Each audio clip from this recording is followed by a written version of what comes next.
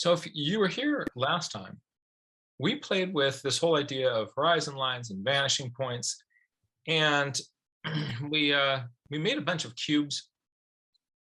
We looked at where in that sort of vanishing point space things kind of got wonky and things got useful. But the homework was that we were just to kind of play with those ideas a little bit and make a bunch of little geometric shapes. One thought about playing with these sorts of ideas is just giving yourself sort of free time to play with these ideas makes a really big difference. If the next time you need to think like perspective, you're working on a you're working on a drawing and you're stressed about making it look right and have it cooperate with you. That's a lot of pressure. So that's why printing out some of those worksheets from last class and just messing around with those makes a big difference. Today, again, in the previous class, we had established vanishing points and we were constructing cubes with those.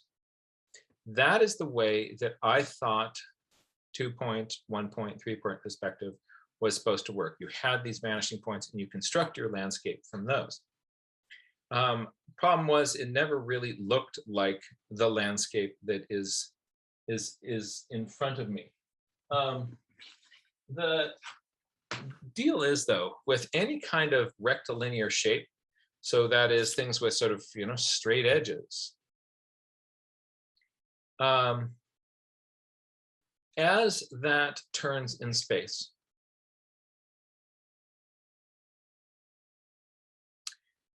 your vanishing points are going to be in different positions relative to that object. So I once thought, like, why don't they make just a sheet of paper that has the vanishing points on it and all those little radiating lines on it, and then everybody could use that to be able to draw as sort of as a background grid. And the reason is that those vanishing points are going to be different depending how the object that you're looking at is oriented in space. So you can't really make a sheet like that. What you're going to have to do is to sit there and look at the object in front of you and say, oh, here are the angles, and from the angles that I'm seeing, that means my vanishing point is going to be over there, my other vanishing point is going to be over there, my other vanishing point is going to be over there. So you actually have to figure them out based on looking at some objects. So today what we're doing, today's a good kind of follow-up to the previous class, although you do not have to have attended the previous class in order for this to make sense. I do recommend that you go back and check out the recording of that. We do hope to we'll have that up fairly soon. But it's not required that you do the other one. But we're going to take a look at how you sort of, from a shape out there, how you figure out what its vanishing points are. And a last thought about linear perspective is that it's not right. Right? It is a system of, it's a very useful system in shorthand for explaining angles and things that we see. But our vision does other sorts of weird, complicated things, and it's not spot on, but it is close enough to be useful for us. So especially when you get out on the periphery of a drawing, when you get out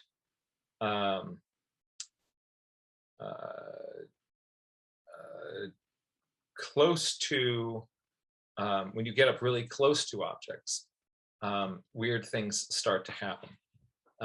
When vanishing points are close together, you get weird effects. But it is useful for us as artists to kind of have this as one of the tools in our pockets. So I'm going to start today by showing you a couple of photographs. And what I'm going to do is I'm going to ask you where I'd like you to, actually first let's just redefine a few terms. So I'm going to cancel this share. I'm going to bring up a piece of paper.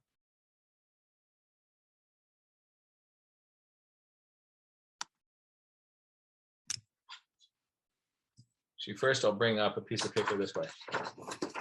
If there was a very large cow, and that very large cow began to fill my room up with milk, right? And the level of the milk rose and rose and rose and rose and rose and rose until the edge of my eyes, right? So now I'm in a room and my entire room is filled with milk. I use milk because I have a white piece of paper, right? So here's my room and it's filled with milk, right? This is kind of awkward. It will be a cleaning nightmare. Now, as I look around my room, my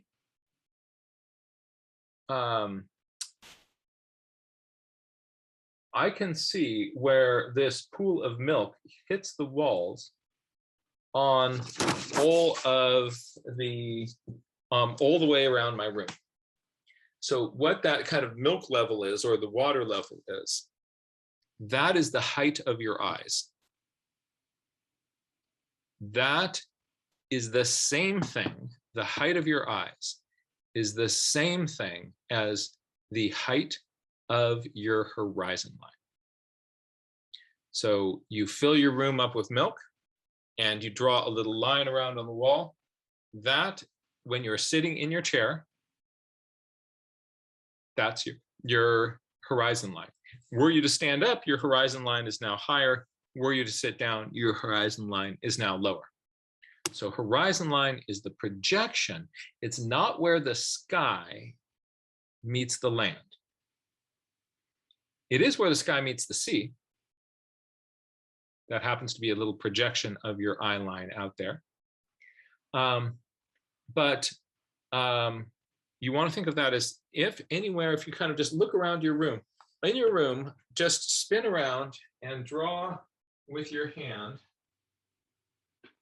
at that horizon line, and then find some rectilinear object. Where did I put down mine? Oh, there it is, my little pad of Post-its. If I hold that right at on that milk line at eye level, I'm seeing it end on. If I get down below it, I start to see the underside of it. If I get down above it, I start to see the top surface of it. Okay, so that, let's just make a few diagrams so we're all kind of on the same page. And then we'll do a kind of just a quick few thoughts of things which we saw before. There's your horizon line. All right. Now, I have some house or a cube that is sitting roughly in this area here. All right. And what we looked at last time is if I established a vanishing point over here and a vanishing point over here. There we are. I could create a thing that did was a kind of reasonable cube by drawing straight lines out from those vanishing points.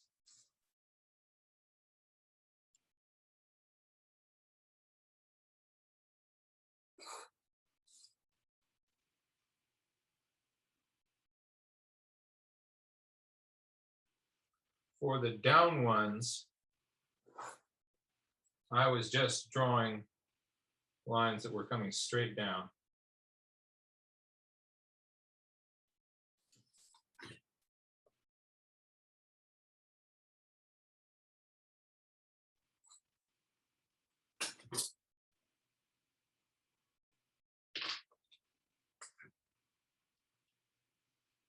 There it was.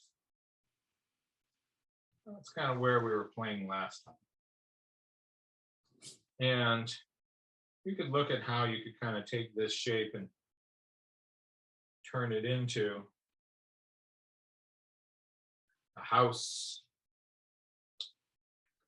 a box, a very square elephant. That was kind of where we left off last time.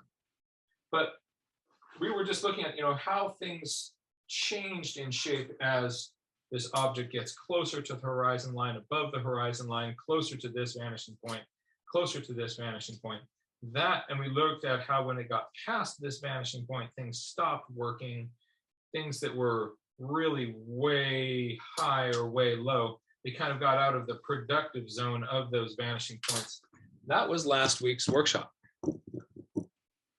Today, though, what we're going to do is we're going to imagine ourselves out in nature somewhere, and we're going to do a perspective drawing. How are we going to figure out where is the horizon line and where are my vanishing points, and how do they relate to the specific object that is sitting there in front of me? Let's take a look.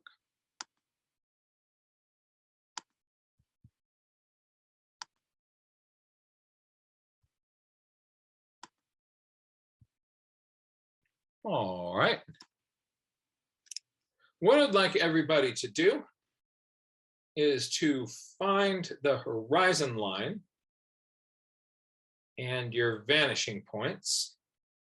And think about how you'd use your construction lines, your horizon line, and your vanishing points in this picture.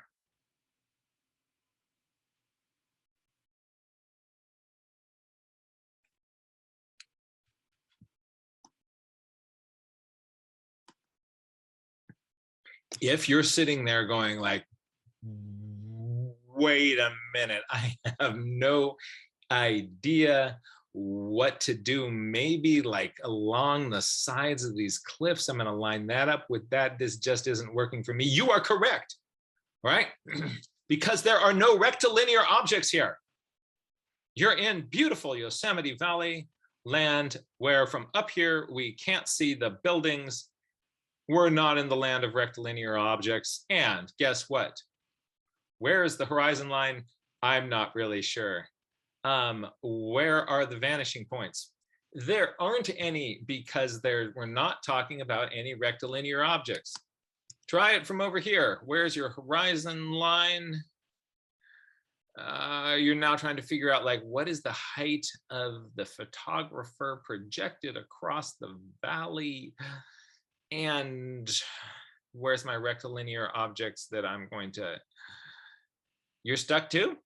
Yeah, that's because this system of 1 point, 2 point, 3 point perspective is going to be a lot less useful here without a big rectilinear object for you to play with. Let's try it one last time here. Oh yeah, not going to happen, right? Now, there are lots of ways which we can show depth in a picture, and that's the purpose of a future workshop. It also, interestingly enough, has been the theme of a past workshop. So if you look at old workshops in the recordings of how to show depth in a picture, we looked at things like color saturation, overlap, and hue and detail. And there's lots of ways to get the sense of depth in your picture, and all of them apply to this picture, we're just not using linear perspective here because there's no big rectilinear object. So if you're looking at a landscape and you're thinking to yourself, I don't know where to put my vanishing point, right? Unless you're at, like, you know, one of those, like, here I am standing by the railroad tracks and the barn, and there's a road that is receding into the distance. Okay, yes, now you're going to be in good shape. Something like this, no, we're going to be using all sorts of other tricks, topic of a different workshop. Where does linear perspective come in? It goes when you're like, okay, enough of this sort of bucolic, rounded, overlapping, beautiful nature forms. Let's go to Bodie. Here we are in Bodie, California, an old ghost town. Now, Bodie, bless its little heart, this town has had a hard time.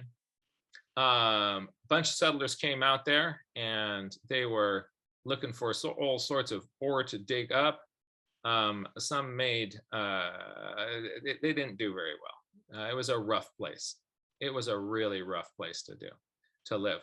And, but a bunch of those buildings still remain, and we're going to be playing with those.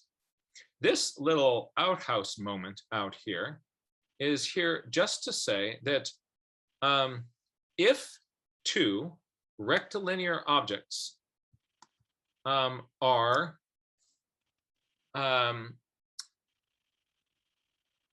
if they are not aligned with each other so that their edges are parallel with each other, they will each have different vanishing points. So where's the vanishing point for that church that is in the background? And I'm guessing church because bell on top. Well, building with bell. And the little outhouse.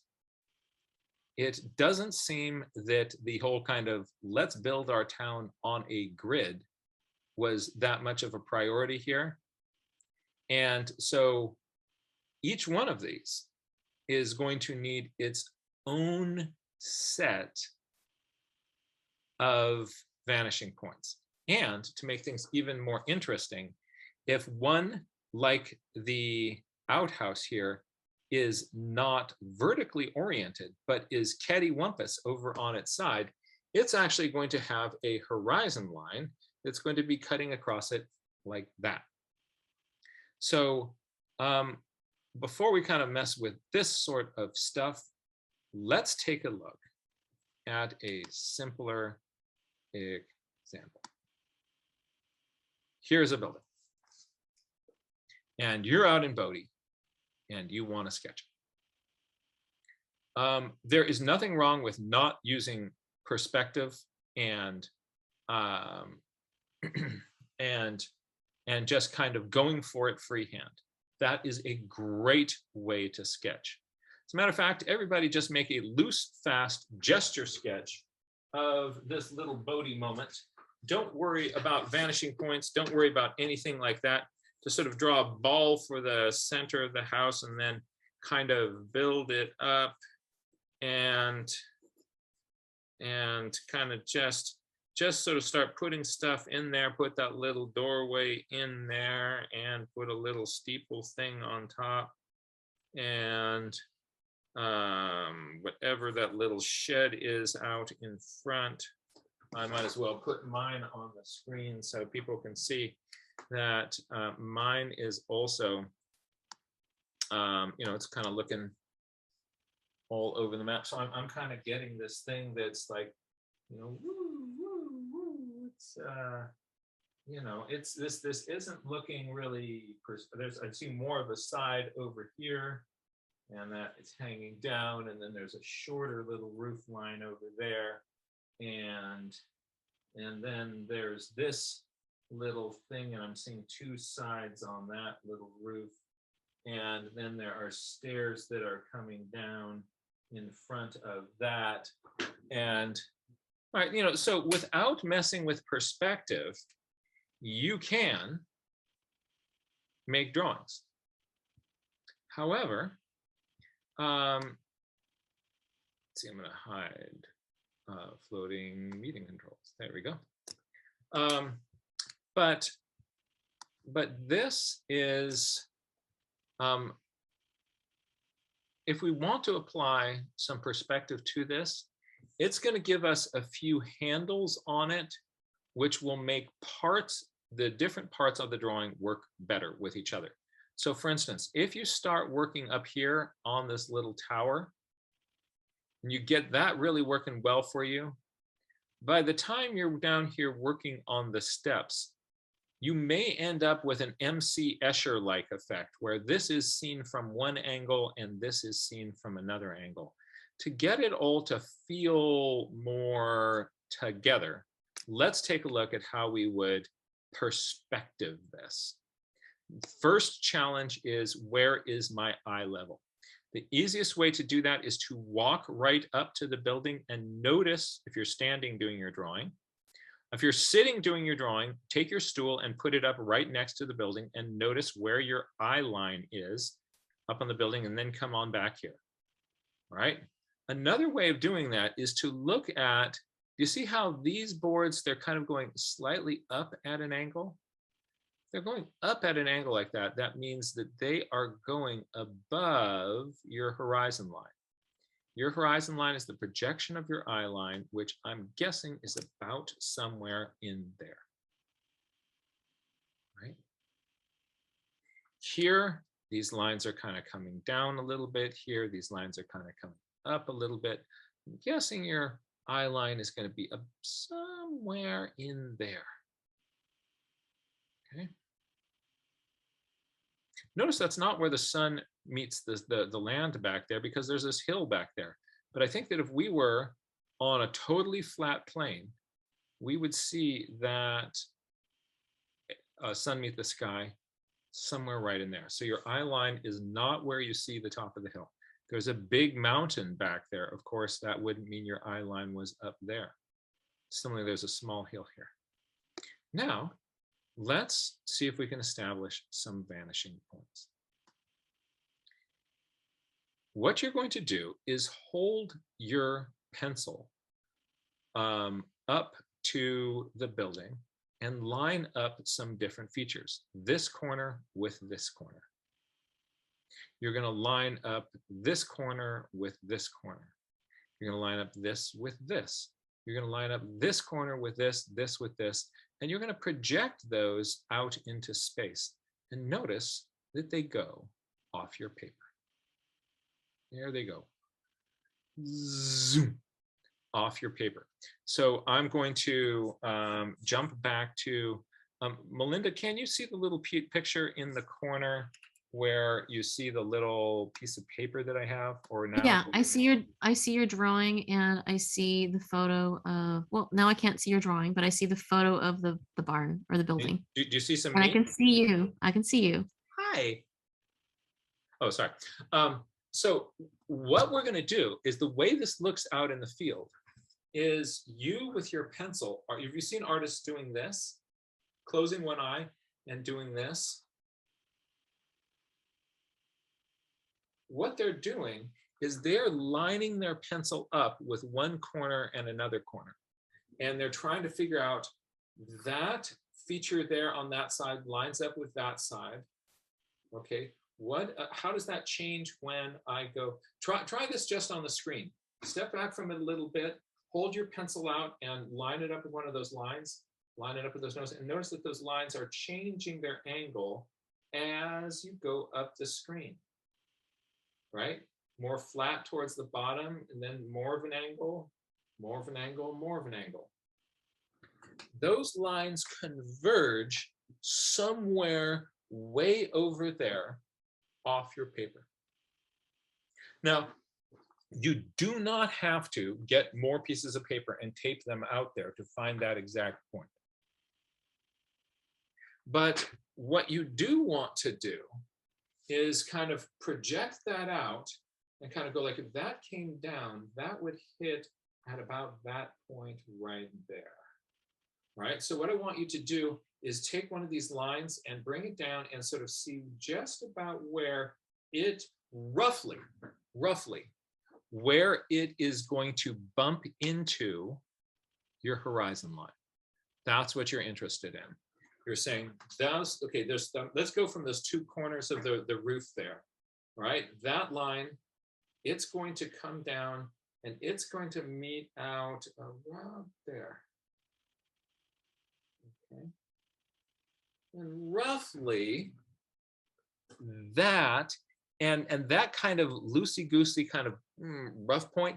And if you're out there on the ground and you look over there and there's a sagebrush clump, you say to yourself, that sagebrush clump is my vanishing point. So if it's possible to pick a real thing out there, right? You're saying like, things going this way, they're going to point towards that spot out there. And it doesn't need to be exact, because the further away that vanishing point is from you, and the ones that don't fit on your page are further away, the more wiggle room you have. Now, let's do it on the other side of the building. Do you see this steep edge of the building here? Look at that. Do you see how it comes down here, right? And it points down here. Look at all these lines that point down there. This vanishing point is close to us. Let me get rid of that. Draw your own line with your pencil, line it up there and kind of go like, wow, that is just dropping down right to the left. That is just right to the, right to the right of my building. That's really close. So sometimes they'll be on your page. Sometimes they will be way off your page. If it's on your page, you're going to put a little X where your vanishing point is. If it's way off your page, you're going to notice, okay, out there in the sagebrush, that's right roughly where I'm going to. So when I'm drawing a line that's pointing that way, you're out there and you're kind of thinking, I'm going to point towards the sagebrush that's going to be right about there. Okay. And you get a line that is not going to be as mathematically exact, but it's going to be useful enough because it's a far away vanishing point, and far away vanishing points give you lots of wiggle room. So again, here, the structure is determining where the vanishing points are. Whereas before, when we were just doing exercises, we had vanishing points on our piece of paper, and we were constructing structures to fit around those. But this is the way that it goes when we're drawing out in the field. Now let's think about some of the verticals. You can generally think of verticals, upright things, as being perfectly straight up and down. If you notice here, these three lines, I'll delete, whoops, why did everybody go away? All right, these guys here. Those ones there. So this line here, the side of the cabin, this side of the cabin, this side of the cabin. Those sides of the cabin, the easiest way to do it is just to make them perfectly straight up and down. Here, you're kind of low to the ground and you're kind of looking up. So we actually are getting a little bit of a sense of a three-point perspective. If you want to make them slightly converge towards the top, it will give your church much more of an impression of being a towering building. If you draw those with more straight sides, it will give the impression of a much more just sort of like clunk, I'm a square thing. But if you want to kind of get a sense of like going up to the steeple, right?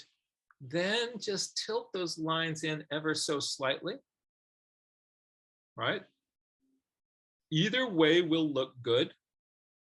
Slightly tilted in will give more of a suggestion of looking up towards the heavens.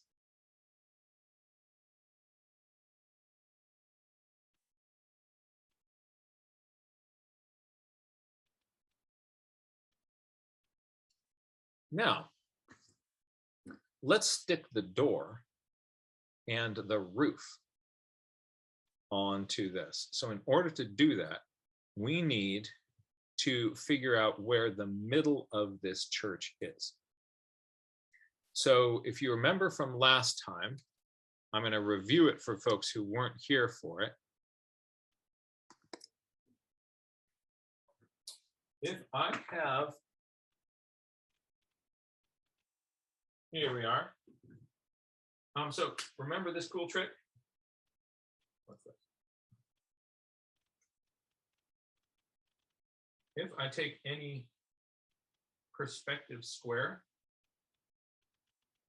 and I make an X through it,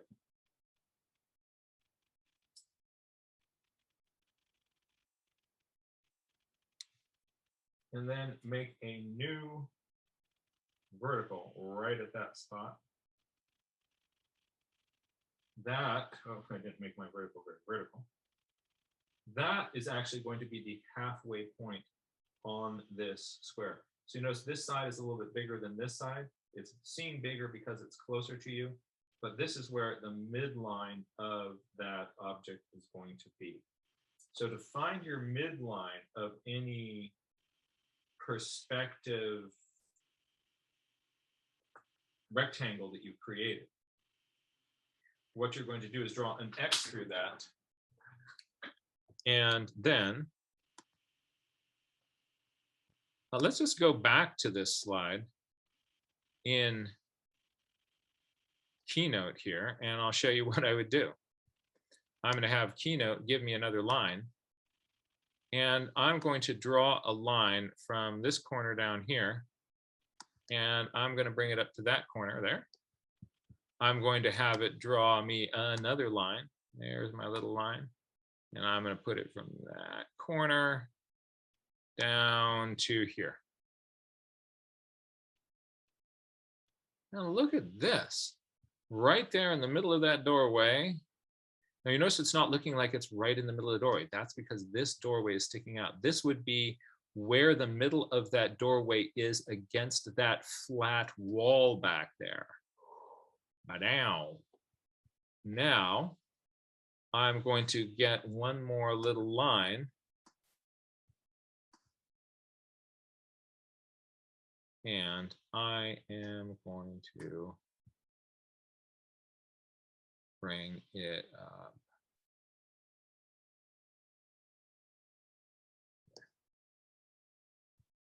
Right? So this X gives me the middle of the doorway, not the middle of the doorway of this external part. If I wanted to do that, I would be drawing an X through the box of this little portico. But on the face of the building, that's where this part that sticks out is going to come up. And projecting that up, that gives me the top of the peak of my roof. And then it's a line down here and a line down there.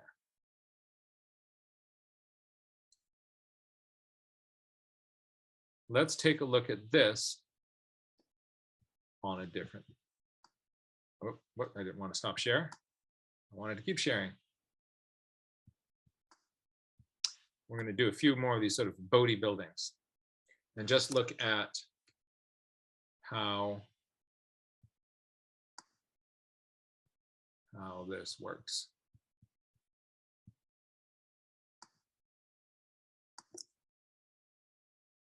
What?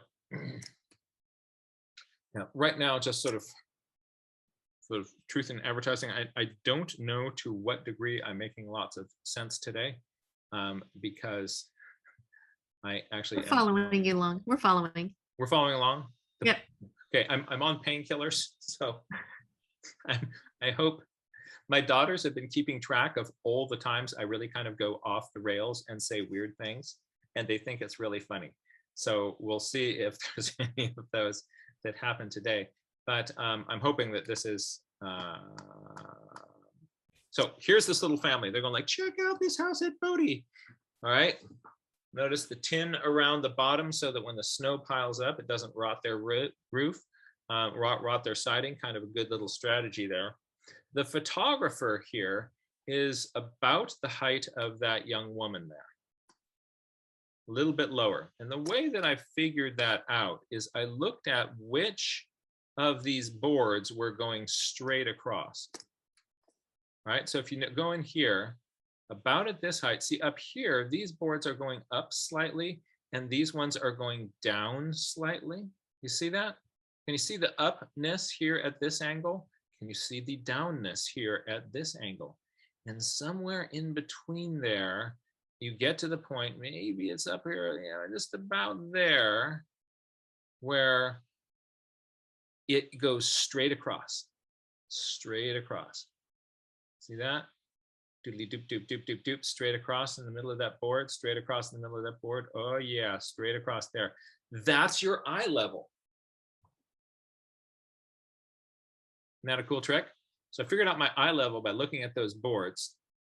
Right, so this photographer was slightly shorter than the young woman in the pink shorts, or the person in the pink shorts. No assumptions here. Now, vanishing points for both sides of these buildings, are they going to be on your screen or off your screen? So hold your ruler up and close one eye and aim to where those are going to, okay, those ones go in there. And don't get distracted by this slope here. Ignore this slope for now. Let's see. What about top of the window? Well, let's see. I tried to kind of draft these on here. Here's what I got. Line along the top of the roof. It's going to take me out way past my piece of paper. Again, you have wiggle room on, you don't have to be spot on with vanishing points that are, the further they are away from you, the more flexibility you have. You got to kind of go, okay, it's kind of going to be over there. And then what I'm doing is as I'm getting closer towards that vanishing point, they're getting from that steeper point, less steep, less steep, less steep, right? Dropping on the other side, they're now coming up. All the ones below the vanishing point are going to be going up. All the ones above the vanishing point are be going down. And look what that does. It gives me the tops of the windows. It gives me the bottom of the sheet metal. It gives me the edge of the roof. It gives me the top roof line. Isn't that useful?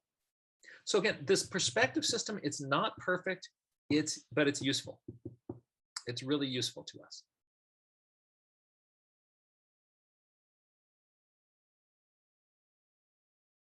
And so what you do is you kind of go like, all right, that's going to be out there. So this is going to be roughly coming in like this. Okay, there's my roof line. And then here's where, figure out where your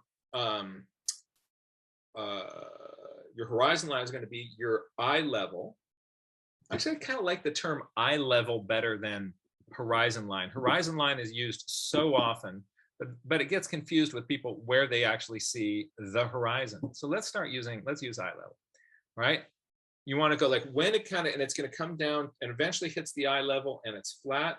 So notice that these mullions on these windows here, slight up angle, but almost flat. These ones more. These ones up at more of an angle. Right? And if you want to draw lines in for all those, you can, but you don't have to. What about on the other side of the building? Do you think these will be steeper? All right, so are they going to be lines that will be kind of going down at a steeper angle, or are they going to be flatter? Here's how I block those in. Kind of gives you the top of the door, top of the window, all along the bottom of the windowsill, bottom edge of the house, top edge of that above the triangle point on the roof. Again, I've got wiggle room because you know, if I had drawn that a little bit closer, it would have slightly changed the perspective, kind of the skew on the house, but nobody would notice it. Just as long as all your lines that are trending off in that direction are roughly going to meet at about the same place, you are golden. Now, here's some verticals, right? So I put in vertical lines. This isn't a tall towering building, right? And so I can get away with just vertical lines. I'm not thinking about 3-point perspective here. So these are just straight up and down for the corners of the house. And what about the peak of the roof? Where does the peak of the roof go? That's going to be useful. All right, so let's figure out where the peak of the roof is going to go. And let's do that by making a X through the box that is below. See that triangle of the peak of the roof? Let's figure out where the middle of that is by doing an X in the box that's below it. All right. Here's the X in the box that's below it. And if I draw a line up through the middle of that, I get to the peak of the roof. On the other side, I do that X and it takes me to the middle of the door. The door is a little bit inset, so you'll notice that you see it that X projected not on the very center of the door, and that's because the door is in a little bit from the edge of the building. Vertical lines through those, there's the peak of your roof. So these kind of construction lines help us take a rectilinear object like this and be able to play with it. And you've got so much more wiggle room.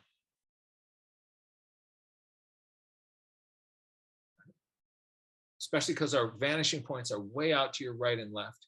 You can still get something that roughly looks like a 3-dimensional Bodhi house. Isn't that cool? I think it really is. This is useful. But of course, if you're drawing sagebrush, you don't need to think about any of this stuff. But the minute Homo sapiens arrive on the scene, we like right angles, right? We're like, where can we put in a right angle and build a wall with that, and then kind of look at that from a distance?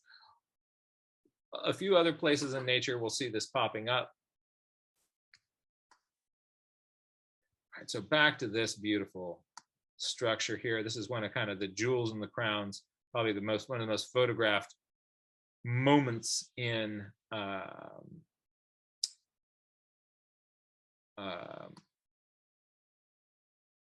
Bodhi. Where is your horizon line? Now, notice for all these other buildings and things that are out at just sort of cattywampus angles, we're not worrying about those. But we're worrying for this church here. Try to find like where the lines on it are most horizontal. Lines in here are pointing up. Lines down here are pointing down. Where are, like the bottoms of these windows here, are they pointing up slightly? Or are they pointing down slightly? If they're pointing up slightly, our horizon line is going to be below them. If they're pointing down slightly, they're below our horizon line. So first step is thinking on this, okay, whereabouts is my horizon line?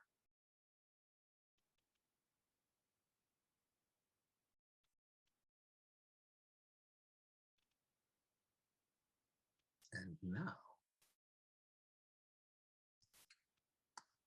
that's where I put mine in.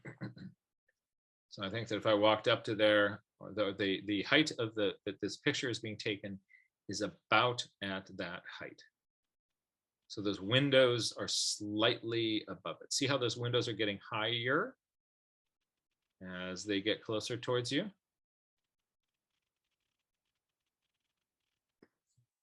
Where are vanishing points here? And look at all those different angles that, you know, if you kind of figure like my vanishing point is going to be roughly, put your finger, close one eye and put your finger in space in the air next to your computer, just at about where most of these, the point where those lines are going to converge, right? What you'd be doing is you'd kind of going out from there and there's my roof line, out from there and there's that line. Another thing you can think about is as I am coming up in here, boop, boop, boop, boop, boop, boop, boop, boop, boop, this line is going to be slightly steeper than this one.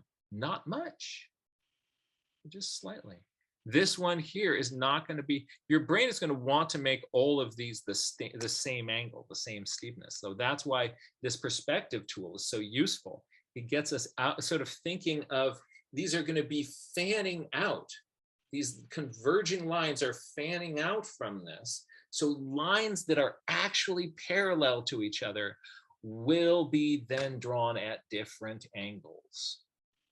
Right? Your brain is going to want to draw them parallel with each other. Because you know, in an architectural elevation view, that's the way that you would see them. But here we're seeing the building at an angle, converging lines.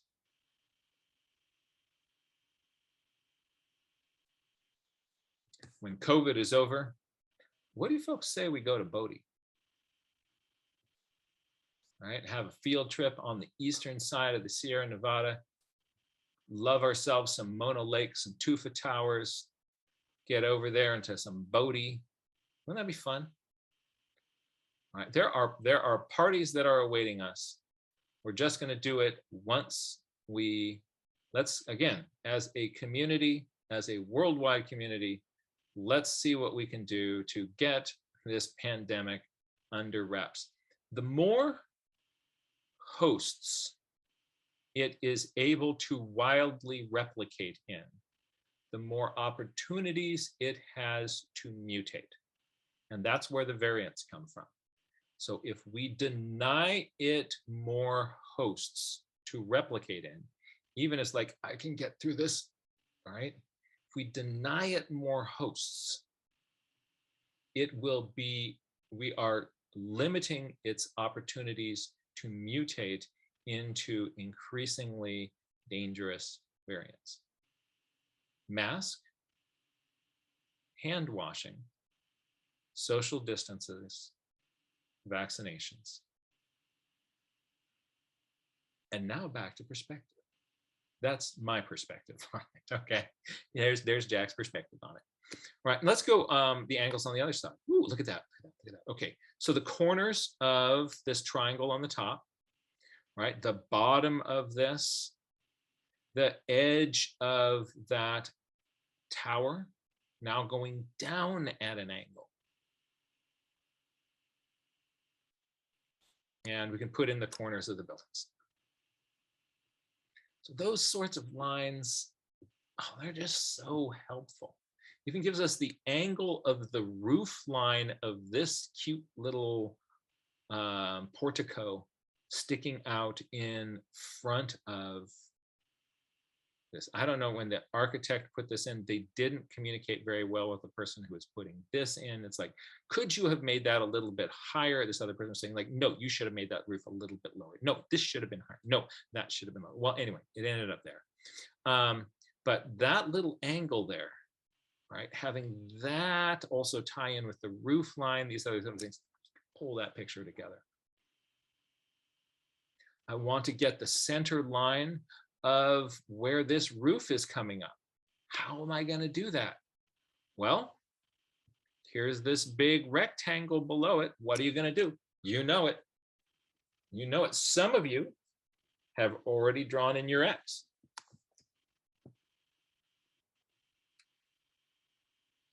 Figured out that that's where the top of my roof is going to be. Now in Bodie, a bunch of the houses are getting kind of cattywampus, and some are leaning this way and that. The lines are not going to line up perfectly. So if your lines don't line up perfectly, it's going to look more Bodie-like. But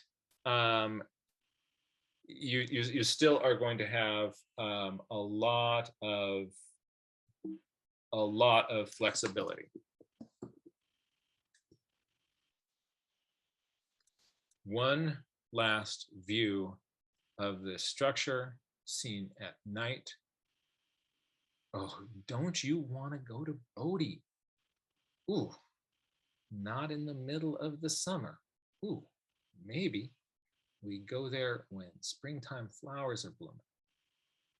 Just a little bit after Tioga Pass opens. Could happen, right? Take a look at this. Decide for yourself. Get your ruler out. Start thinking like, okay, here's where there's my horizon line. There's roof line. Okay, where's my vanishing point going to be? Where is your vanishing point? Is your vanishing point on the page? Go up from the bottom. Does that vanishing point fit on the page? Huh. It'd be cool if it did. What about the vanishing point on the other side? Oh no, man. No way, not a chance. All right, so very often you're going to see the situation where either both vanishing points off your page, or one vanishing point is going to fit on your page, the other vanishing point is going to be way off your page. If you have both vanishing points on your page, chances are your vanishing points are too close together and you're going to get wild fisheye distortion.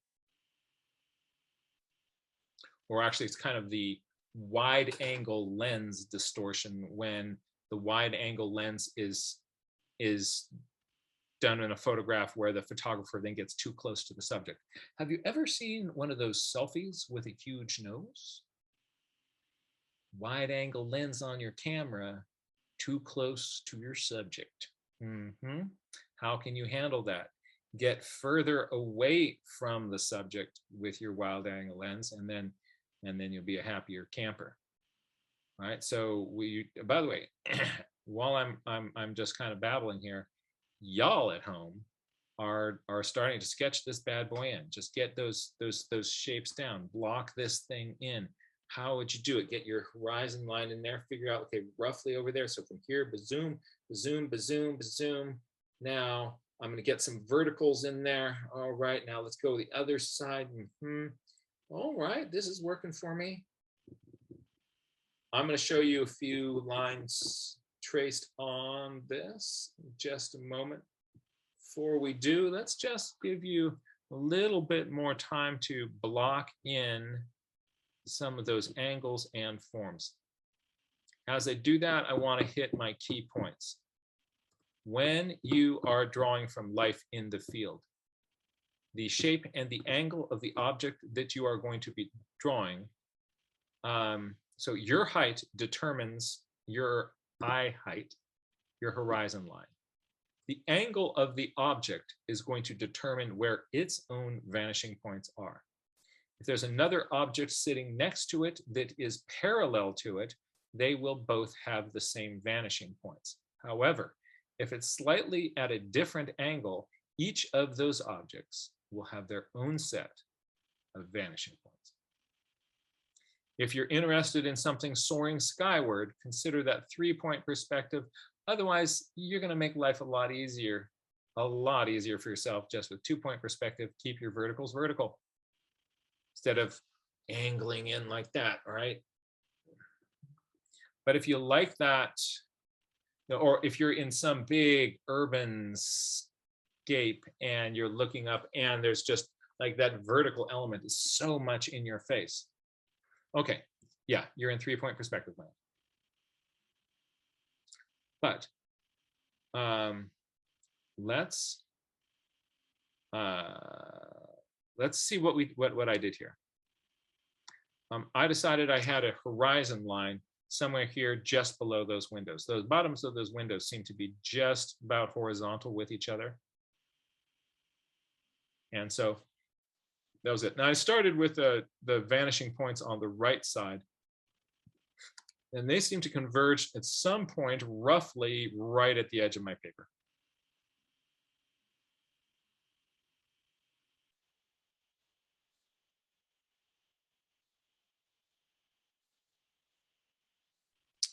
On the other side, Oh, I just thought of something. Okay, that'll save for the next lesson. Other side, it's going to be off my piece of paper. All right, and that's good. That's good. Because if they were both on my paper, I'd be thinking, ooh, I bet I'm a little bit too close to this subject, getting all fisheye. I'm going to get some distortion that I really, really don't want to have. I'm glad it didn't work out that way.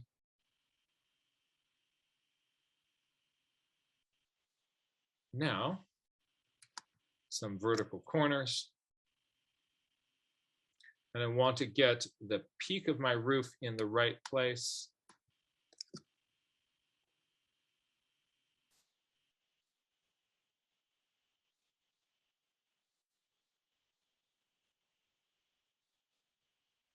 So,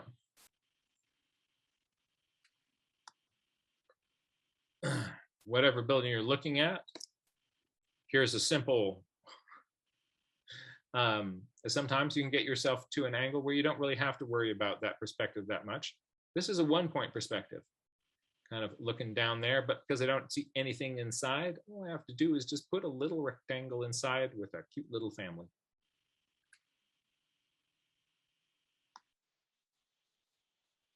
If your lines aren't straight, it still helps to have some rough guidelines that will give you roughly straight things.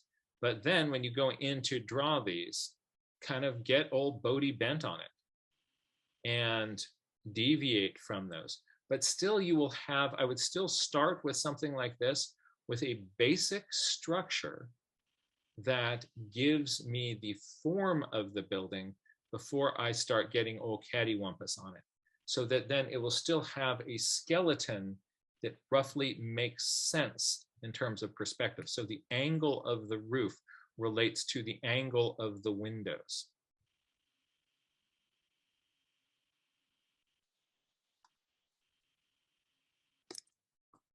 Here, if you look at the perspective on this building, this is an example of a photograph taken with a wide angle lens because somebody wanted to get this whole thing in. And then the photographer walked close to the building. So are you notice how you're kind of getting this like really extreme, like, wow, perspective, right? You feel like, wow, there's some crazy perspective stuff going on here. So just be aware that the lenses that we use when we take cameras can distort, can exaggerate, can give you all sorts of interesting effects. You're not so much dealing with that when you are out in the field, but if you are training yourself from looking at photographs, you will definitely find photographs that have cool effects like this, but they feel a little bit less like this feels like something you'd see like in a lesson on perspective, as opposed to a building that's sitting on the ground. So if you took this and copied it very carefully, did a nice painting on it, you would then have a painting, not necessarily of a building in Bodie, but a painting of a building in Bodie taken through a wide angle lens where somebody walked too close to the building.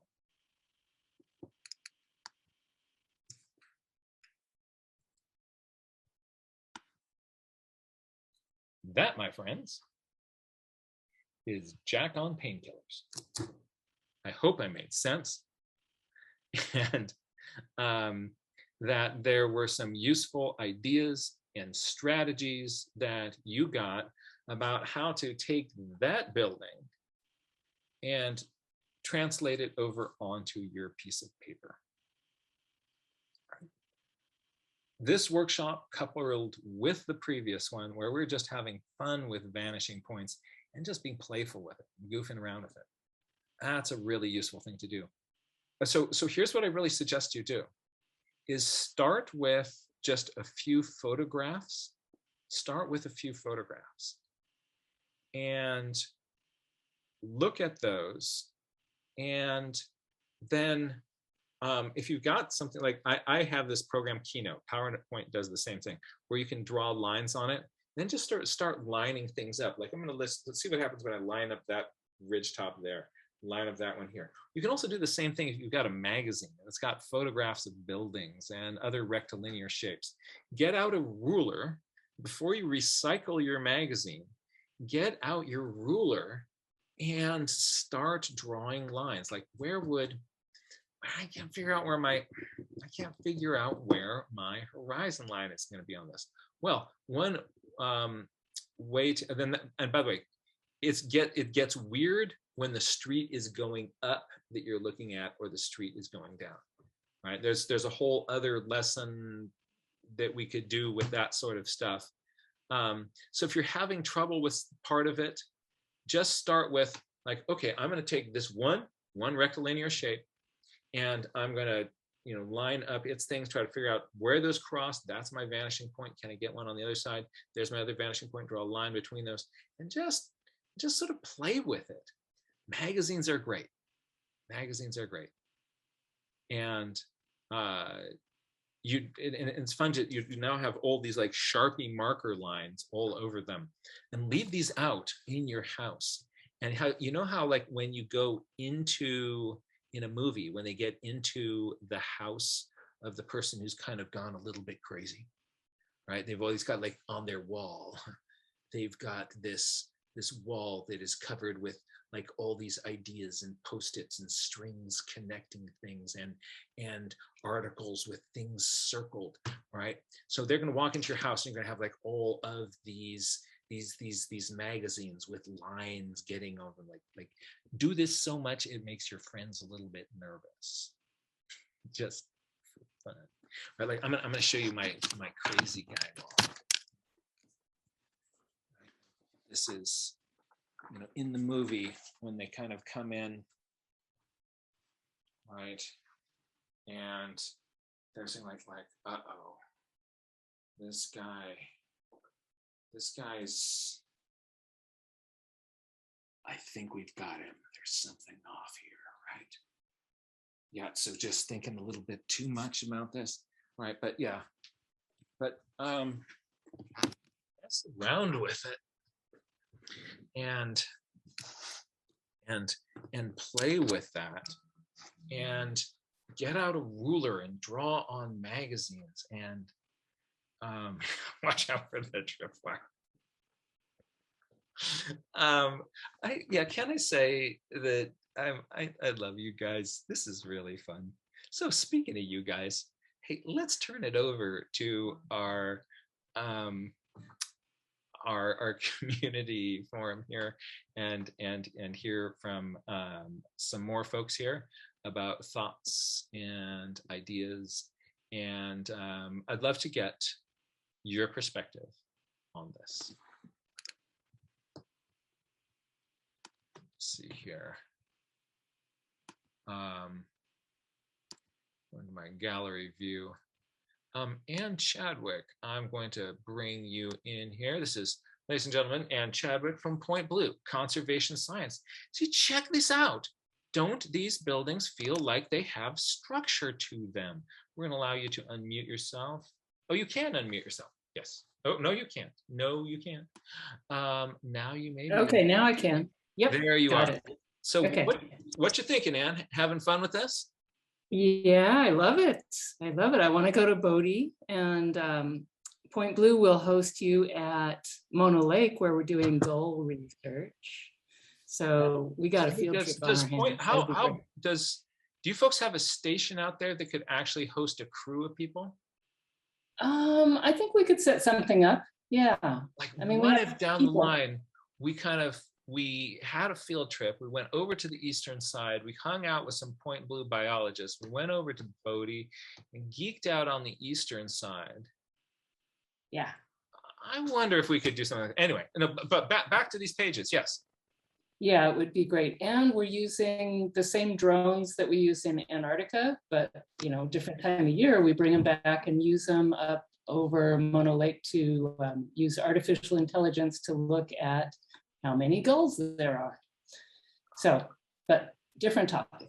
So I was wondering if you could do once again that trick of how to space these right. You had a thing where you have the verticals And then you Yes. find the Yes. halfway and you go diagonally and then you go diagonally again. I mean, I think I did it there and I didn't do it there. See, Yep. that one So looks yeah, I right. was actually going to do something on the side of that building, and then I looked at it and I realized that on the church they were irregularly spaced. Oh, that's And splendid. let me just give you a, I'll jump over to jump back to the Jack cam for just a sec here.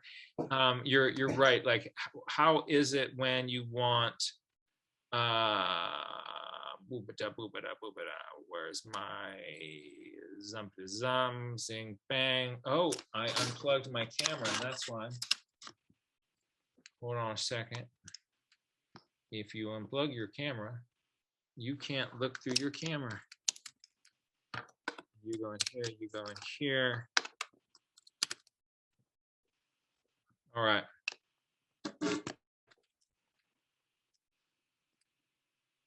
Give my screen a moment. All right, so let's take a look at, Anne was talking about, there were some perspective kind of construction tricks. And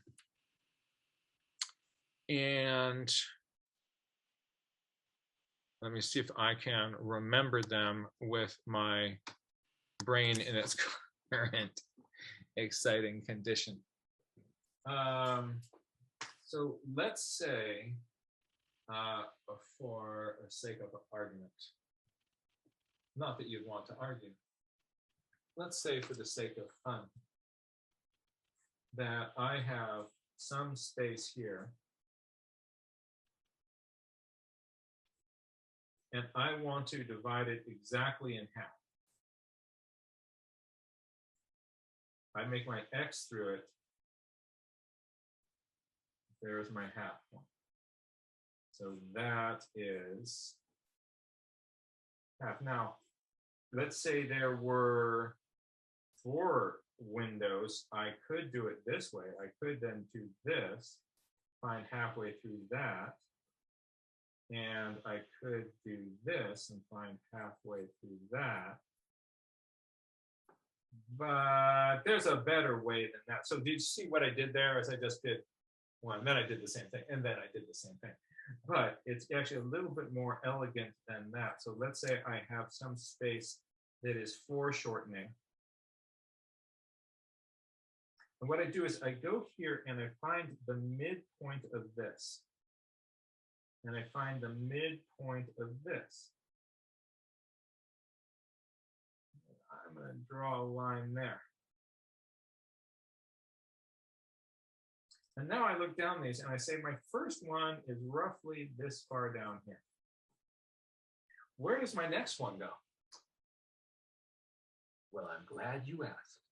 What I do is I draw a little diagonal line right through here and I continue it in this direction. And where it hits down here, I make an upline. Now what do? I'm going to go from here and come down here. And right there where it hits, I'm going to make an upline. What do I do now? Oh, look at that. I'm going to go through here and down here. Oh, I'm going to make an upline. So I get all these rows, these telephone poles, these very, very, very skinny elephants, whatever these are.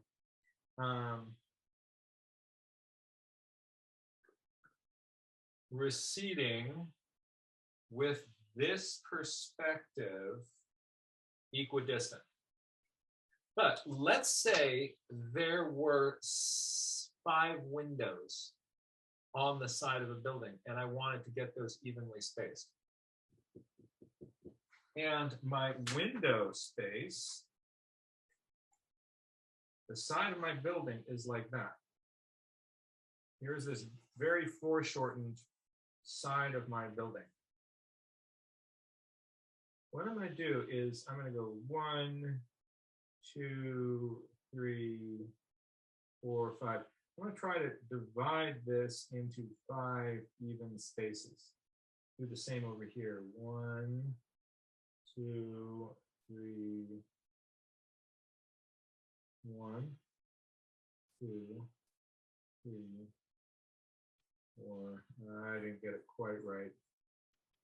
Right, but if I can get 5 dots over here and 5 dots over here, I want 5 windows. You see what I just did though?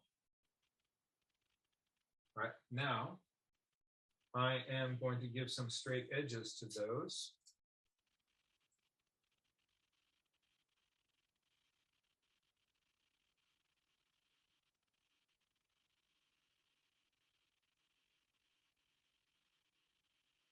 And if I had been a little bit more careful with where I placed my dots, these would all be beautifully evenly spaced. Bottom one's a little bit too big, right?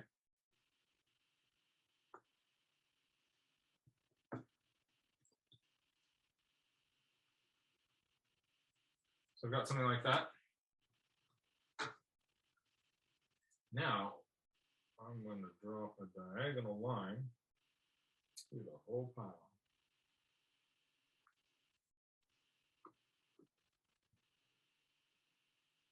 Did you see that? What I did is I just made 5 little fence wires and 1 diagonal across them. Where this one hits, there's number 1. Where this one hits, there's number 2. Where this one hits, there's number 3.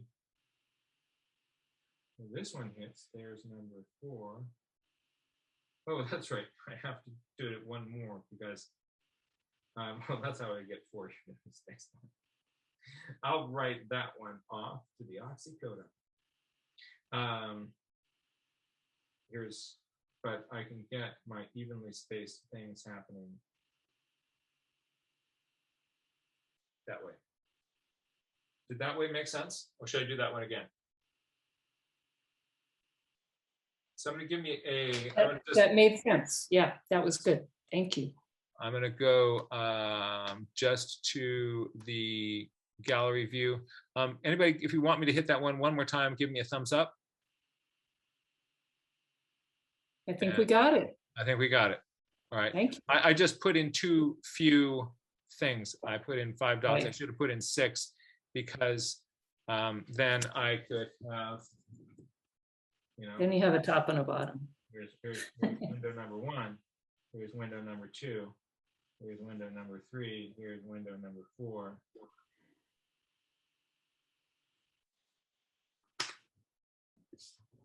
Thank you.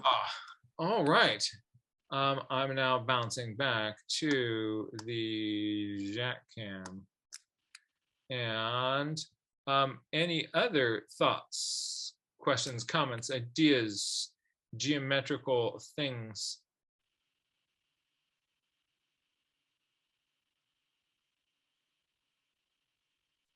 It looks like Jack is raising his hand. Oh, cool. Oh, yes, Jack, there you are. Jack, it's good to see you. How are you doing? Good. I made some cards. I got the idea from my book, The Law's Guide to Nature Journaling and Drawing. I made these cards. Sometimes when I'm nature journaling, I forget all the strategies to add to my pages. So I made these cards. Oh. Ooh. Wait. There, take me through these slowly. So this one, make a diagram. Yeah, with a little diagram demo down below it. Oh, whoa, some music notes. This is really cool. What a great idea. Jack. Oh, Jack, this is great. Yeah, Mary Larson says, I'm totally stealing this idea.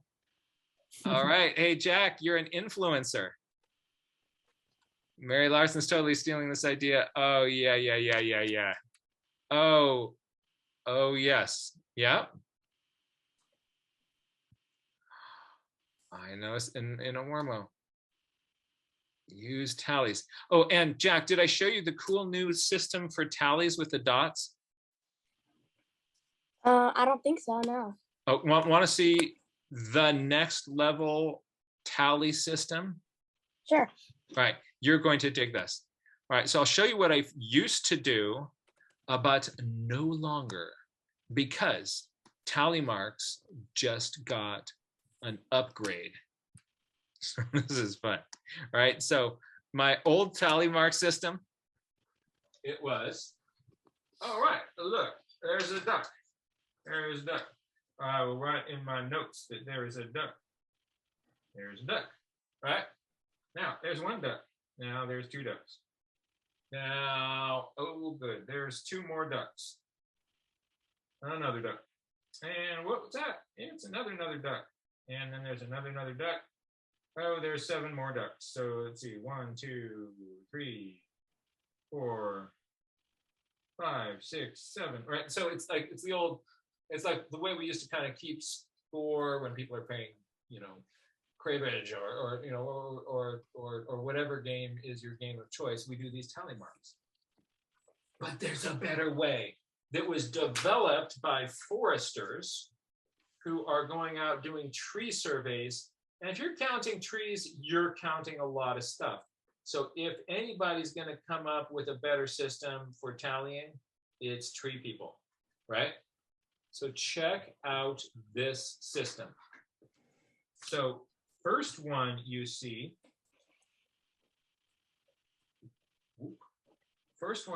you put a dot.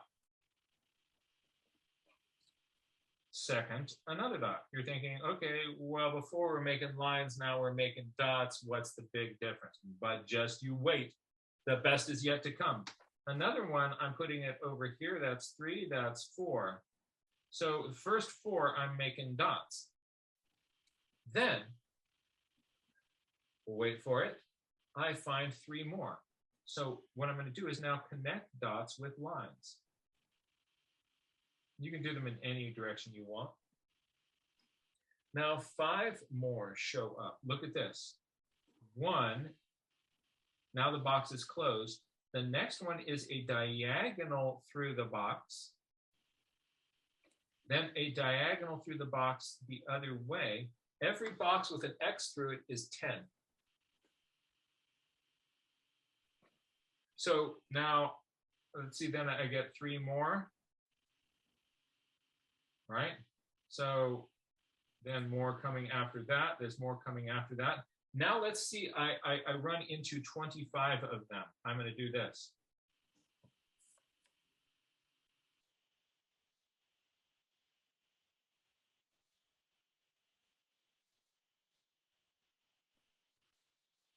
See how fast that is? And then I am going to, 3 more. 3 more.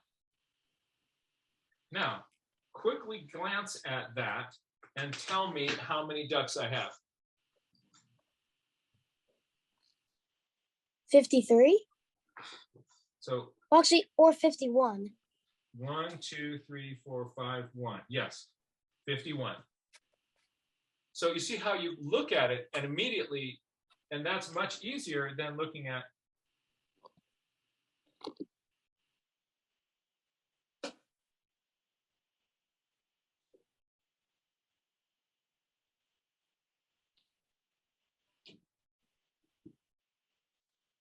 right? And it takes up less room.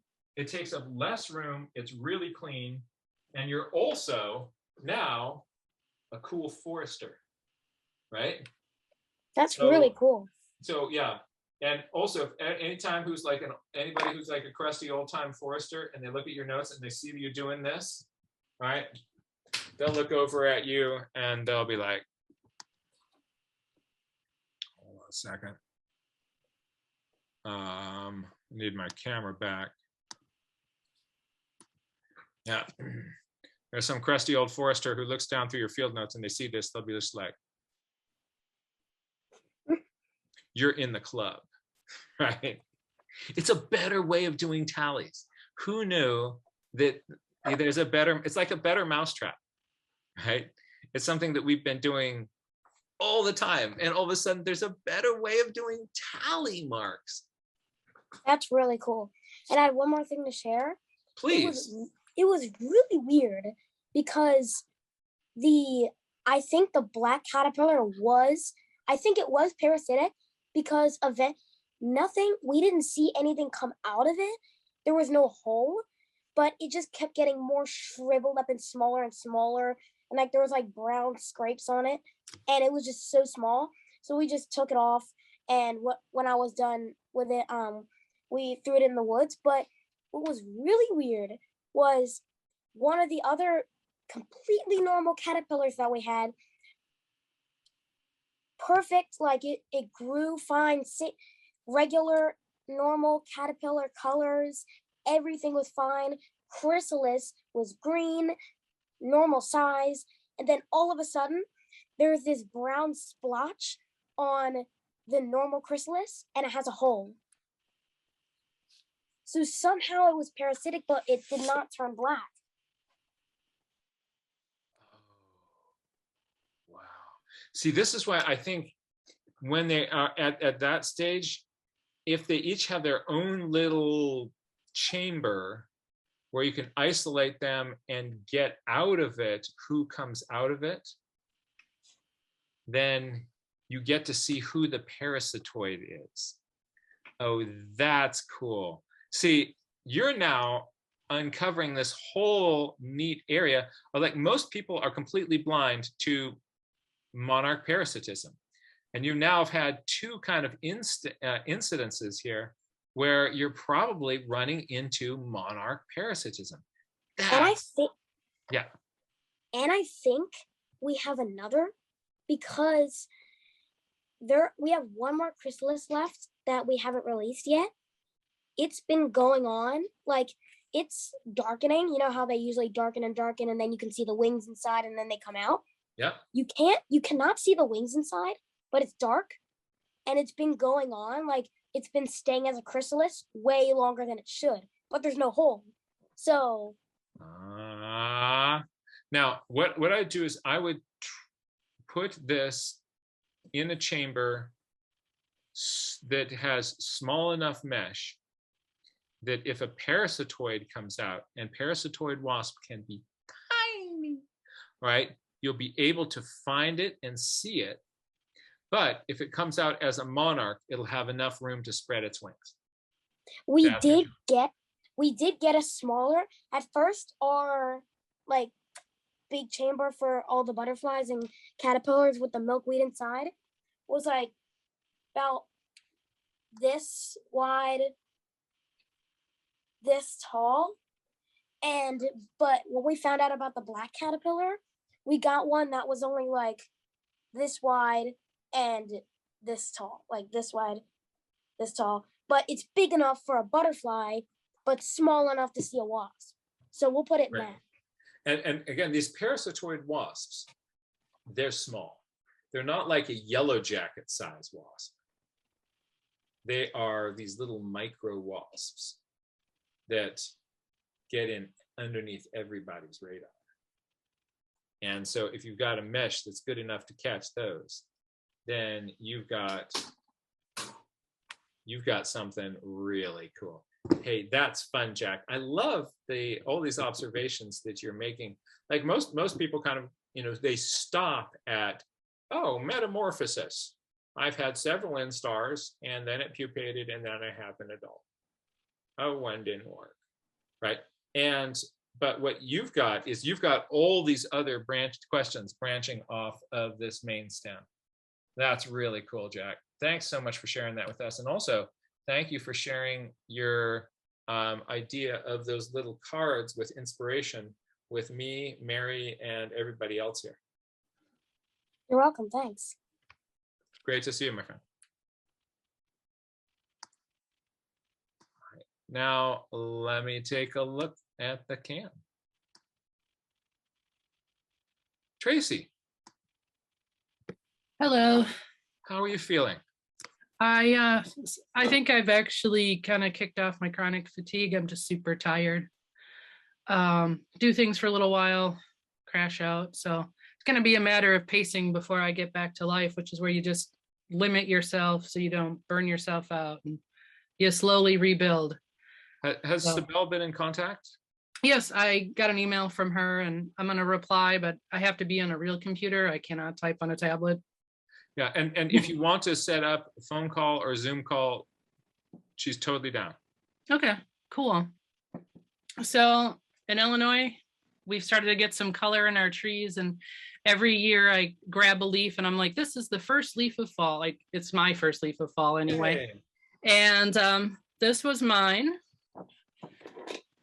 Pulled in a lot of things we mentioned last fall.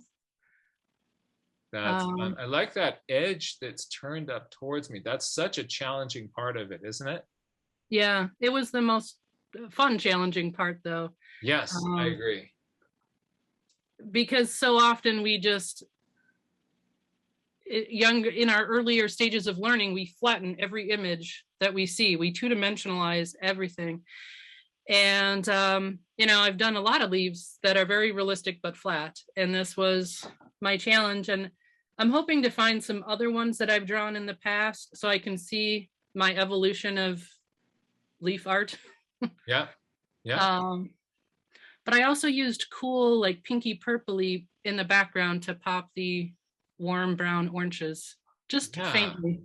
Anne is really commenting on those shadows. I really like those too. It really just pulls the thing. It feels like the thing is sitting on the table. If you weren't holding it up, we would think that you were looking down on a leaf on a piece of paper. Yeah, I've done some fun things where I take a picture of it on the table, and like people are like, "Oh, you have a leaf on there." That's right. When I show them the picture. So, but I also really enjoyed doing wet on wet to get these leaf colors, the greens. Let me minimize my screen so we make this bigger. Hold on. Oh yeah, I see that effect. So explain for people who aren't familiar with wet on wet what you were doing there to get those effects. So I put down a yellow wash pretty much all over to begin with, and when it was dried, I wet portions of it and then kind of dipped in the green and then just allowed it to spread naturally, which is the way the leaf kind of was anyway. So I did it with the orange. Actually, I kind of did some wet on wet kind of everywhere just to get that nice blending and spreading of the colors. Yeah. And the more you do that, the more you play with it, the more you understand how different paints spread, and that's really fun to do. That's a delightful effect. Yeah, I had kind of forgotten that when you use the aqua brush for wet on wet, you get much more diluted colors than if you just use a paintbrush directly in the watercolor. So that was one little, like I always try to look at what do I, you know, if I don't, it's nice when you get it kind of perfect in your mind, but if you don't, and if you do, there's always tons of little takeaways of like, oh yeah, remember to switch out the brush for color intensity. And,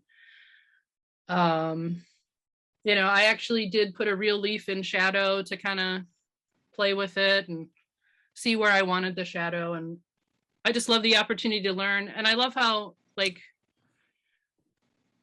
they say art imitates life, but sometimes art creates an exposition for life that you can grab onto the pieces and apply elsewhere. And I think that's one of the saddest things of how we've split science, you know, and math from art in our schooling. And my daughter was just saying, like, I have this twice a week and this every day, but I only have art once a week at school. And I guess she should actually be lucky she has art once a week, because I think there's plenty of schools that don't have art right now. So yeah, this leaf was my little happy thing. I've also gotten this book that you mentioned. Isn't that brilliant? Yeah, I've been working at the concepts. Like, it's, I mean, you could sit and go through each one and draw it to learn how to draw a bear, but, you know, but it's really about teaching the concepts, right? So you can apply them to every animal or any animal, or but I like one of the things he talks about is that line of movement, like when you're trying, and when you do, like, he talks about using reference photos, which, you know, like if you want to draw stuff that isn't in your immediate area, you have to use reference photos. But just how, like, sometimes it freezes things in odd ways. And I feel like as a person who's, you know, for one, you can watch videos that kind of give you more movement to work from. I've been trying to do that. Like, take little gifs and make little gifs of things, like especially if I'm trying to get like the movement of a paw coming forward or something, like, yeah, where is that? How does that flowing? And I'll watch a GIF over and over again until I start to just really see it. Yeah, I'm trying to write the name of it into the chat, but my spell check keeps correcting me, saying you can't. Let's hold that up to the screen so they can see how to say Waverly. The whether the Weatherly.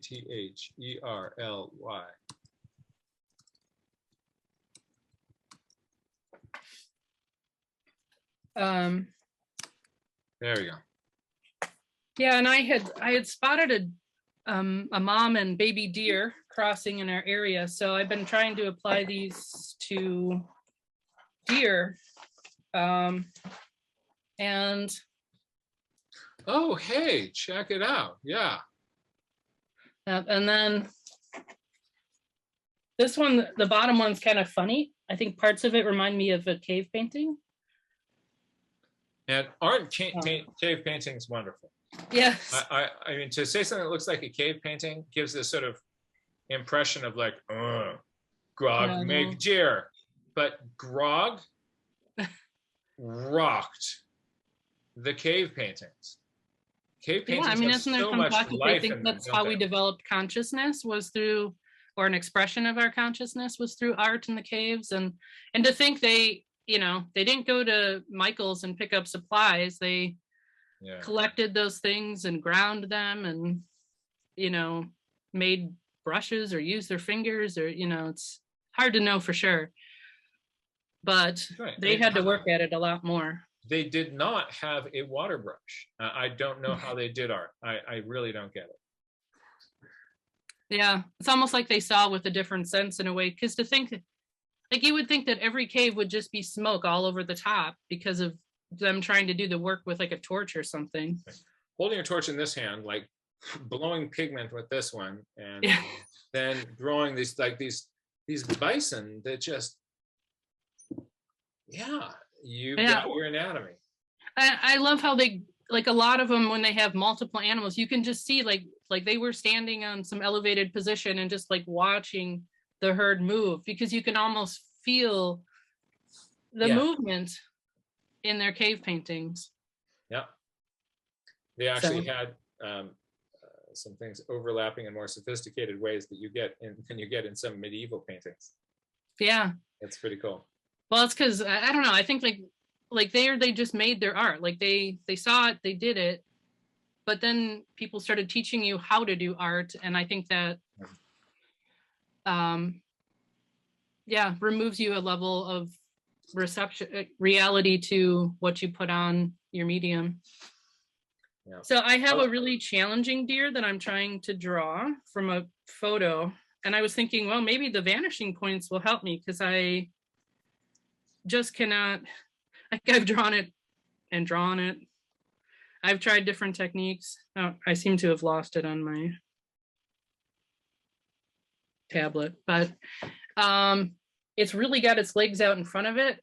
One thing I'm seeing with the deer is jumping.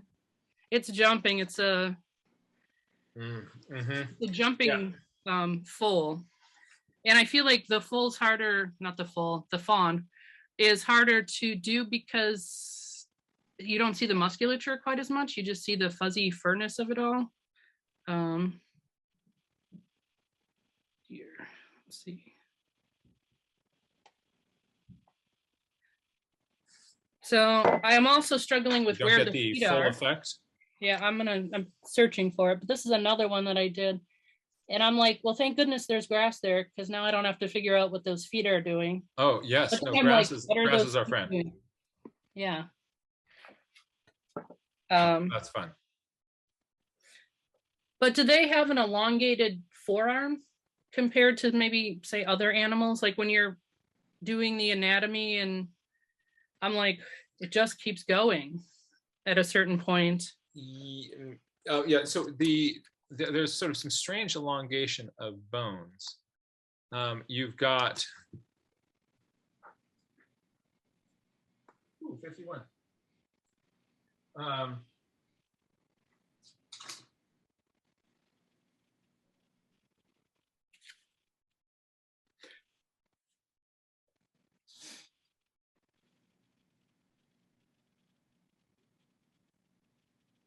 Oh, I need to zoom out. I'm using that Weatherly 3 circles technique. Have some ears maybe sticking up here.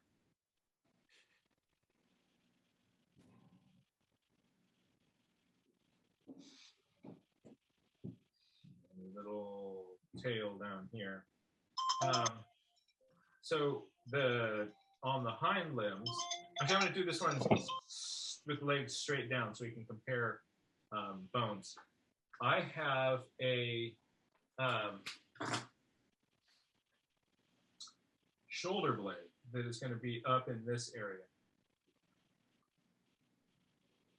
And that connects to a upper arm bone, the humerus, which is shorter.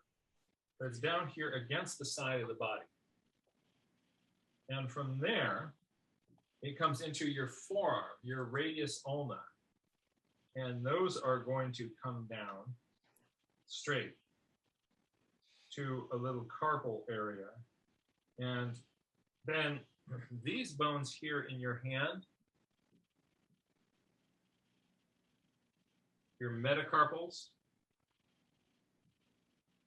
get fused together in this really long bone. And those come straight down. And then your phalanges, your fingers, are coming forward into the hoof. Now on the back leg, what you've got is up in here is you have this hip bone. And from the back end of the hip bone here, you have a thigh bone, right? The tibia, not the tibia, not the humerus. What is that? How can I say that? Somebody help me out. Femur. Femur. Femur comes down here, right? And it, just like the elbow, is stopping within the kind of zone of the body. And from there, these two leg bones. Is that the tibia and fibula? Tibia and fibula were up here, radius and ulna up front, tibia and fibula in the back. And that comes down straight, and that's fairly long. And then they have a heel bone that sticks up here. And this is their metatarsals, their leg bones that then come down to where they have another little footsie. So the effect that you get then is the front leg coming down initially thicker and then thin.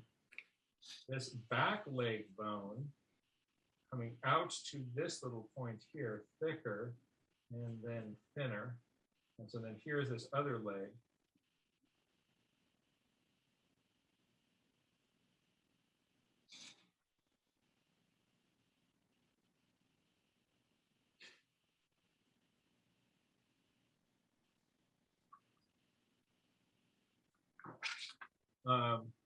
So these bones here, especially these metatarsals and metacarpals, carpals and metatarsal bones. I think I may have misspoken earlier if I had called these are supposed to be radius and ulna, not tibia fibula. This is tibia fibula here, right, and then here's your heel bone sticking up, and that's technically the foot sticking down, and then that can get hidden with grass down here.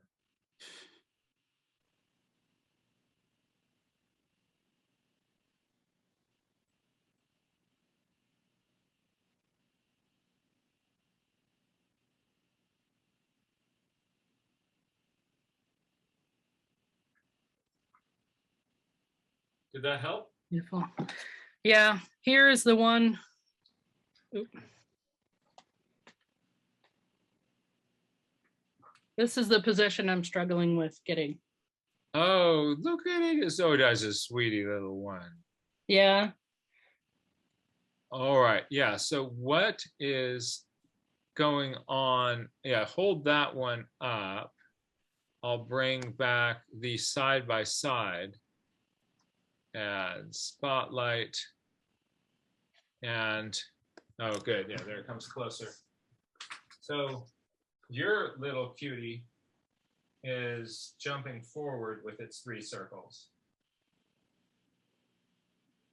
And its head is attaching in here in this zone.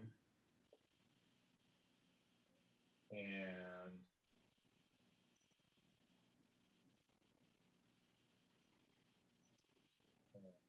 what am I going to listen to? Mine's kind of looking like a cow, but we'll forgive that, okay? So with this one, its shoulder is, see a little bump on that. We've got sort of this shoulder blade is coming up.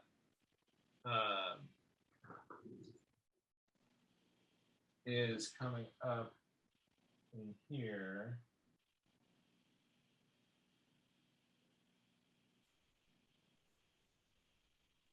And from the point of the shoulder, your humerus is coming back here. It's tucked up tight against the body. And then the radius and ulna are coming forward here.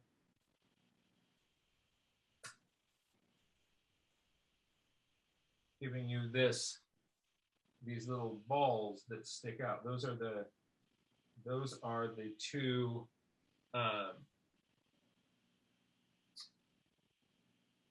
so from the elbow back here.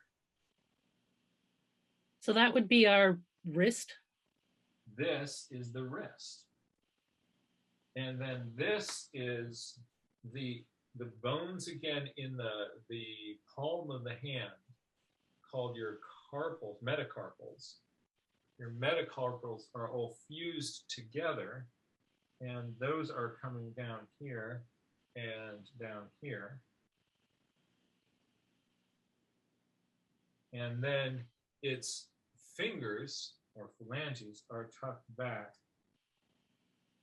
doing these sorts of things.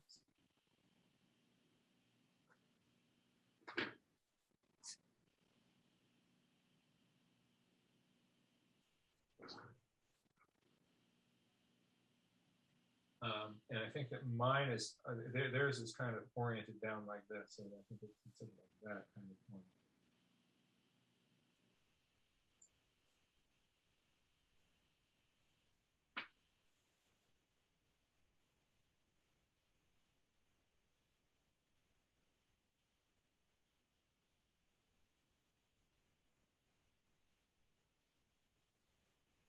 Shoulder blade to upper arm, wrist, down to the fingers.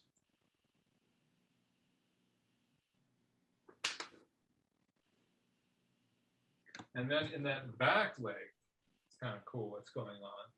So this is at sort of a full extension. So the hip bones are kind of, the hip is going to be back here.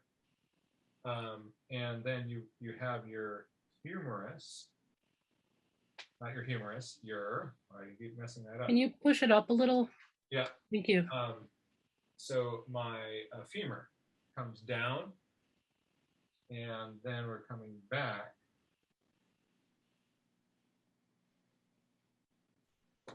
So I've got muscles that then are attaching like this around that humerus. I mean, that femur that comes down there. And then that back leg is doing that. Yeah, that really helps to, like, because anatomy wise, I just couldn't figure out what was where, and the extreme length of that, essentially the forearm part, was kind of throwing me off too. And I would get things that, like, it looks like a cow, or this part looks like a horse. No, well, don't feel bad on the cow. Like, yeah, your cow's in good company. I've got a cow too. Mine ended up with kind of, and make this kind of a longhorn. So maybe if I give this a little bit more of a rounded forehead to a more petite little nose, I can turn this into something that will be a little bit more adorable.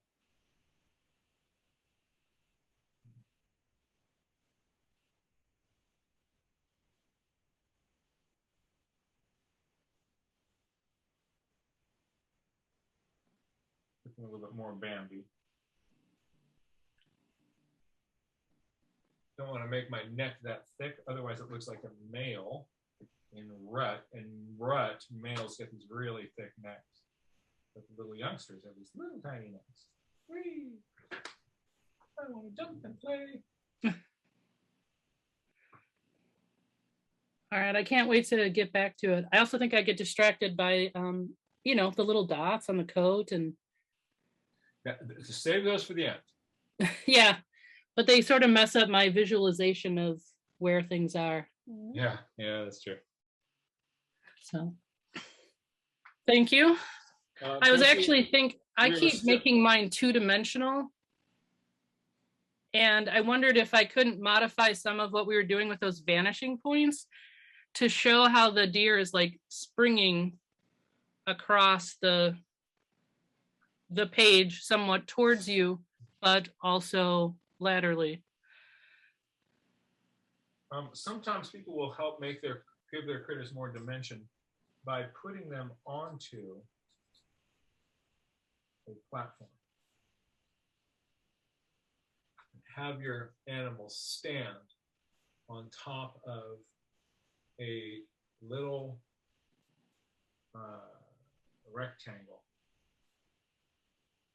And that can be foreshortened. And that helps us think of the whole thing as this foreshortened object. Yeah.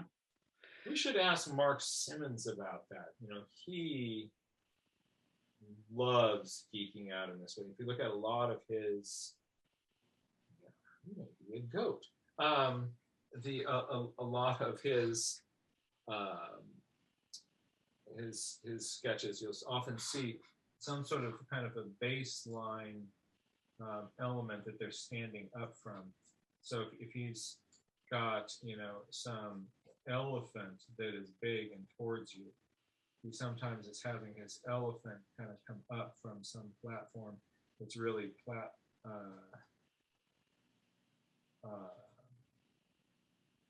Initially thinking of that foreshortening towards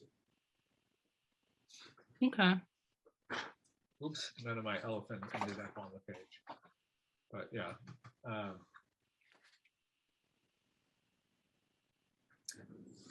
I hope that you are hanging in there. Our thoughts are with you, Tracy. Thank you. You're not alone. We are with you. And if there's anything that I can do to be of help to you and support you, please, please, please. We're here for you. This community is here for you. Thank you. I had a big success with Lily, who can be very hard on herself. And she's like, she kind of quit art for most of the summer because she got so frustrated. And she's coming back, and she said to me that she took some of her drawings to school and was showing them to her friends, and they would say, you know, like, oh, you didn't draw that. And she said, no, I did do that. I can draw this way because of my pencil miles. So the message is starting to go in. And she's pushed through, you know, things that she didn't like in her drawings. And that pencil mile message is, you know, taking root, I guess. So that was really happy for me at the dinner table when she was talking about that last night. So thank you for all the support you do give us. Just having this class is important for me. So thank you. Okay. I'm really happy to hear that. I'm really, really happy to hear that. And I hope you get some good rest. And Thank you. even in spite of this, you're creating art. I'm really glad that that's there with you through this process. Yeah, I think I didn't do it for probably a good week when I was just so wiped out, but it feels good to be doing something. And yeah, to kind of be able to focus too on art. I mean, I just kind of, I don't know, it was empty upstairs for a while. Yeah, yeah. Pardon. Bless you. Bless Thank you. Thank you, Tracy. Oh, check this out. Yes. There's the Bodhi cabin. Neat. Neat. Yes. And I've been doing I've had some stuff with the pigeons. Oh, good. I was hoping we get to see our pigeon friends again. Oh, look at these pencil miles. So many reps. You don't have to color in every one, everybody. As the bird changes its position, you change. You flow with the bird. This is just flowing with that bird. Yes.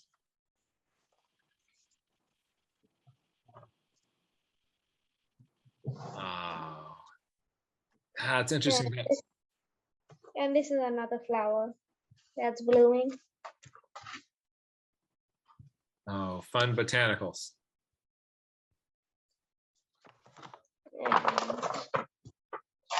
And we went to another place. Oh, where- we've got the Egyptian again. Oh, what a neat animal. I have a special fondness for Egyptian geese. The first Egyptian goose that I saw was standing on the back of a crocodile. And I thought that was, it just makes Egyptian geese in my brain particularly cool. There were fish in the pond, which I had never noticed. Oh, interesting. Look at all these forms. Oh, so This was gone. no, please. This was the biggest. It was around 2.5 feet long. Wow. And it had this strange pattern. And this was a little gold, shiny sort of. And it had a black mask on it. Oh, so up through the eye to obscure the eye. It's interesting how many animals have marks that obscure their eyes. That'd be a fun infographic to try to find how many animals you can find with a dark line through their eye. That's cool. I found a spider at a local park. Oh, let's zoom on the spider. Not much detail in it. Yeah. Oh, nice, nice. There's this strange duck. Oh, those are interesting patterns. What's up with that pattern by the face? I don't know this one. Yeah, it's so strange. And all these flowers at Carpal Park. Oh, it's wonderful to see how when you started hanging out with Ivea, just botany blossomed in your journal. And you now are making all of these. Ivea, do you want to come in and sort of give some thoughts and ideas about sort of what we're seeing here from a botanist's perspective? Absolutely. I was noticing just the way that you structured and built up that tower of flowers.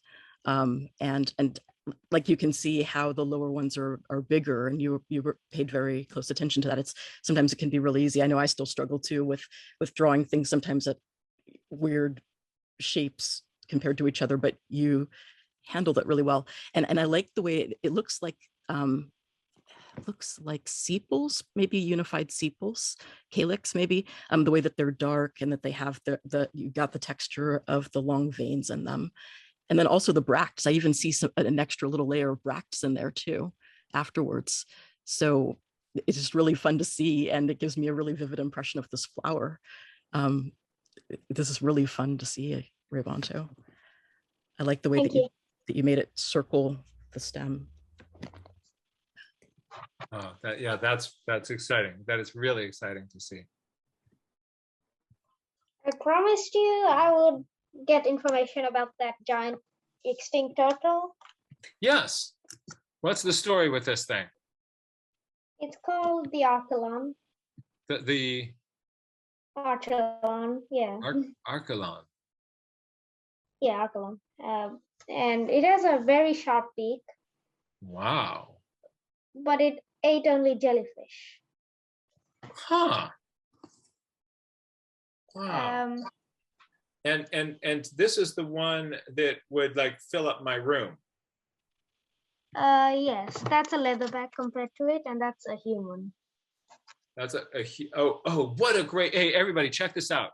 So for scale, we have the extinct species of turtle, we have the leatherback turtle, and a human for scale alongside of that.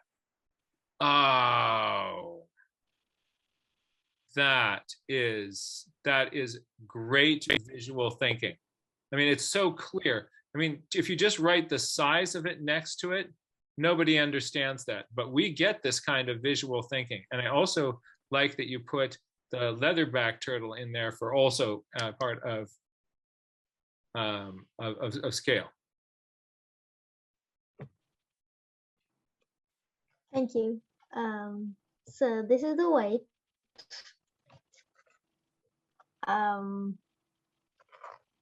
It's about 2,200 kilograms or 4,850 pounds. And it died 64 million years ago. Archelon. Oh man, that's a lot of turtle. And just, you know, it just, I often just sort of pause, and you know, right when human beings really started our thing, there was this massive die-off of megafauna.